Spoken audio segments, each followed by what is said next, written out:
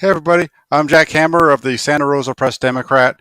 Some breaking news today from 49ers before 49ers practice started. So I wanted to jump on, share that along with some of the other news and notes that kind of came out of 49ers practice earlier today. So let's go ahead and get right into it. Uh, you know, During the press conference back when the 49ers first opened up training camp back in July, 49ers head coach Kyle Shanahan stated that Jimmy Garoppolo was the starting quarterback.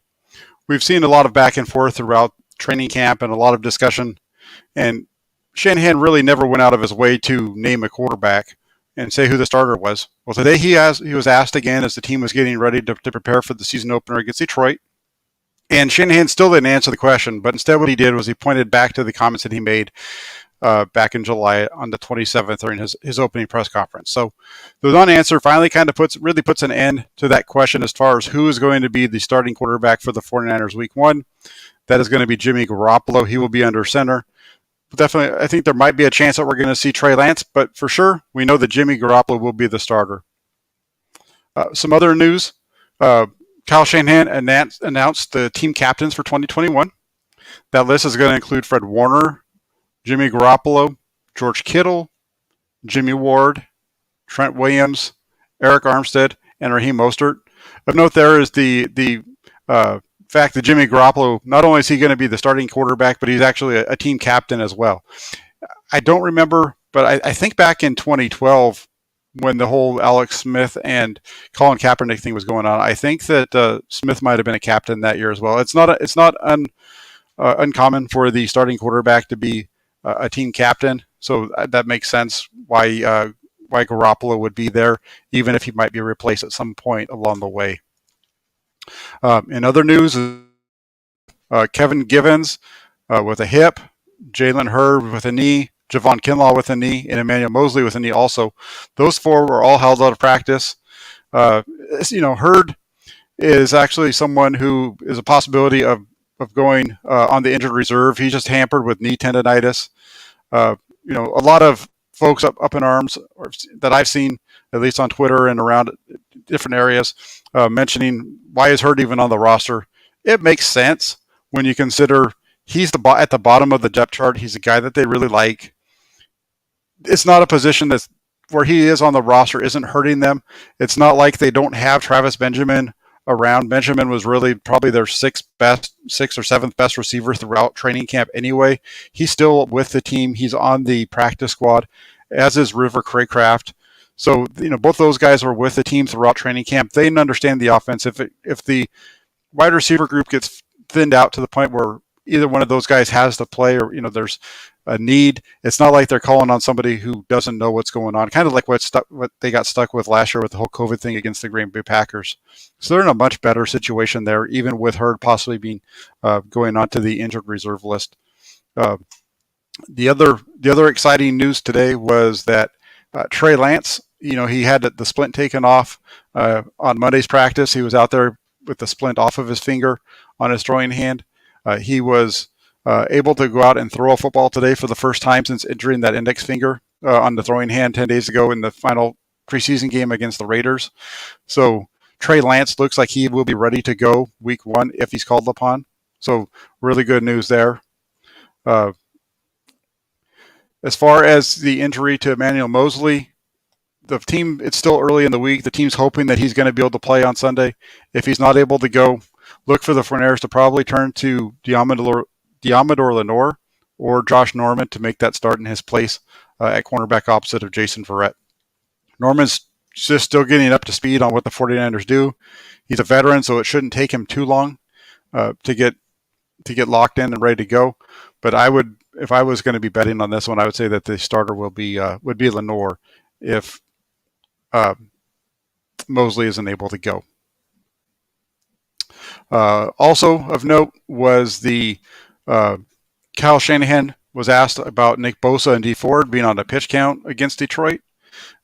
His response was that no, there's not going to be a pitch count per se. It's a little bit different between the preseason and the regular season.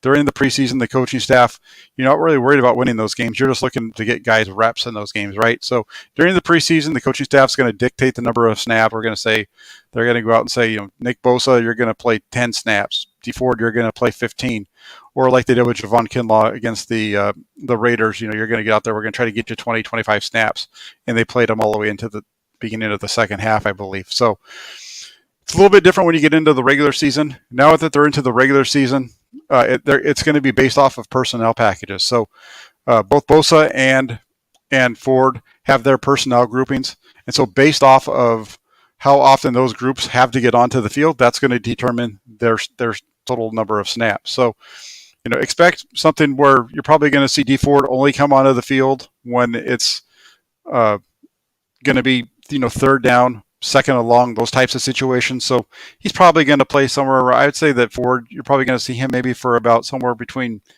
15, 20 snaps, probably right in that ballpark. And we'll probably see Nick Bosa a little bit more. He's probably going to play probably around 30 for him, which is about half of it. And you base that on the fact that Bosa has the ability to play a little bit more in some of the base packages. So that's the outlook for Bosa and Ford. The other news today out of camp was the team made another move to their practice squad. So that group's always going to be kind of evolving throughout the course of the season as they bring guys in and out depending on their needs. So today the 49ers announced that they have signed a linebacker to the practice squad.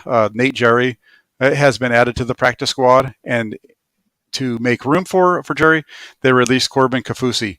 Kaufusi was with the team throughout the preseason, got released following the Chargers game, and then when they had to make that initial cuts, they brought him back later on when Jalen Moore was a little dinged up. They brought Kaufusi back, and he was he played during the Raider game.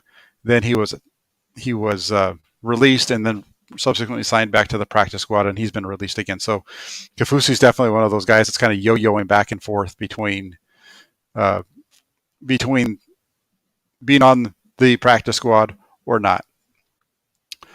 Real quick, Matt asks, what do I think of Trey throwing to Jerry Rice?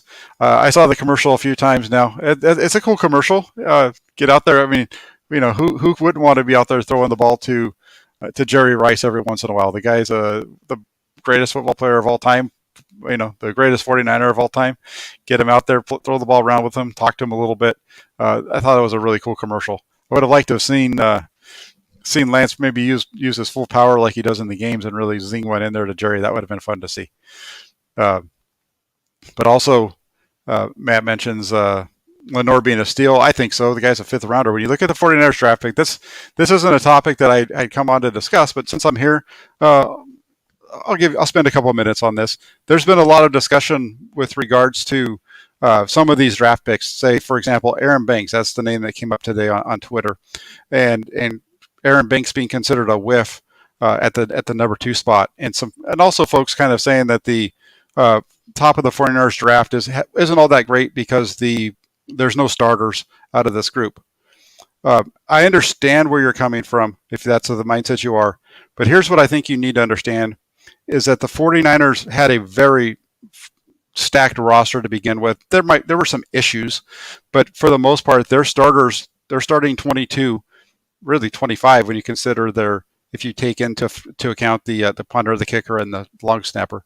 Those were pretty much already set heading into training camp, heading into the draft. After free agency and the 49ers bringing back all of their starters from last year and making those moves that they did, they were pretty well set. They were pretty. So it doesn't make it. It makes sense that these guys aren't necessarily being looked at to be starters this season. The other question other comment that was made about this was how the 49ers don't have a first round draft pick for 2022, 2023, and how that's going to be an impact, especially if these rookies don't play. But I think you need to take a look at it, and you need to look at it in this way. Your starting quarterback next year or 2 years down the road is going to be Trey Lance. So you've got to start you've already replaced one guy there. The second round draft pick, Aaron Banks, he's going to be a starting guard at some point with the 49ers. Probably next year. The 49ers are going to have a lot of guys that are on 1-year contracts. They're going to have to be replaced. That's one of them. Another one might be at left guard with Lake and Tomlinson. That's where Jalen Moore fits in. Running back, Raheem Mostert, at the end of his contract, if they don't re-sign him, they're set in that they have Trey Sermon already under contract. They have Elijah Mitchell as well, and they could always bring back Jermichael Hasty for cheap as well. So there's plenty of stuff going on there. And then in the secondary, you have Jason Verrett on a one-year deal. Okay, you're going to replace Jason Verrett with Deommodore Lenoir. And then the other cornerback, Emmanuel Mosley, he's under contract for this year and next year. So the year after that, okay, Ambry Thomas should slot in there. At safety, Jimmy Ward and both Jimmy Ward and Jaquaski Tart are unsigned after this season. Okay, Talanoa Hufanga is going to be one of your starting safeties. So when you look at this group, they might not be starting now, but they're going to be expected to be starters next year. So I think that when you look at this draft, it was all about setting up better depth for the team in 2021 and having guys that are going to be moving forward, especially for 49er fans. If you're a 49er fan who has been frustrated with losing over the last, two of the last 3 years, 2018 and 2020, because your starting quarterback went down, you need to be happy with the way that this team has been put together. I understand paying Jimmy Garoppolo $26 million might be a tough pill to swallow, but I'd rather have Jimmy Garoppolo than only Trey Lance and Nate Sudfeld. So even if he's the backup, I think it's the right direction to go. And then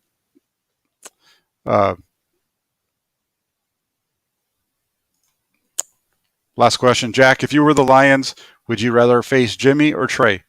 I think I've been pretty steadfast on this one, in that if I was the coach, I'm going to be going with Trey Lance because I think it helps the running game. The 49ers running game is already going to be really good. They've shown that they can be really good even when Jimmy Garoppolo is behind center.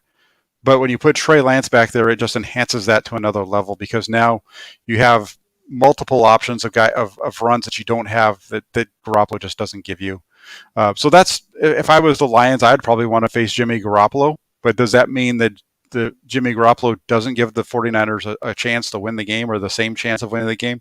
Not at all. I would, he might be a little bit easier to prepare for, but he's also going to be, he's shown that he can win. I understand that he's going to get help from the running game. He's going to get help from his defense. But at the same time, if the Lions are overconfident because of the fact they're facing Jimmy Garoppolo, I think they're in trouble there. So that's what I have for right now. Just wanted to jump on, kind of hit you guys with a couple of things. Jimmy Garoppolo will be named is going to be the starting quarterback on Sunday at Detroit. Went through the injuries, went through the additions and whatnot. So appreciate everybody that joined in. If you have, if you're not already subscribed to the channel, please do so. If you like what you're seeing, also hit that like button, smash that thing as much as you can, and comment as well.